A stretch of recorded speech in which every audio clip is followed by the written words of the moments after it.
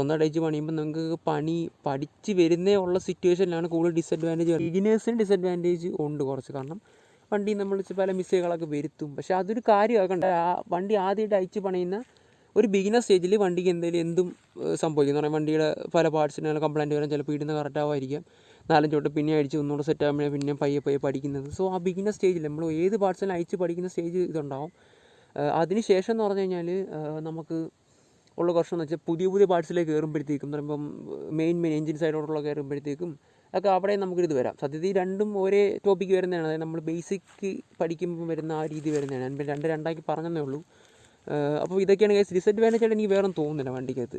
നമുക്ക് പണിയുടെ സാധ്യതയുണ്ട്, ചിലപ്പോൾ കുറച്ച് കാശ് പിന്നെ പുതിയ പാർട്സൊക്കെ മേടിച്ച് വയ്ക്കേണ്ടി വരും. സോ ഇതാണ് ഡിസഡ്വാൻറ്റേജ്. ഇനി എൻ്റെ എക്സ്പീരിയൻസിനെ പറ്റിയാണ് അടുത്ത് സംസാരിക്കുന്നത്.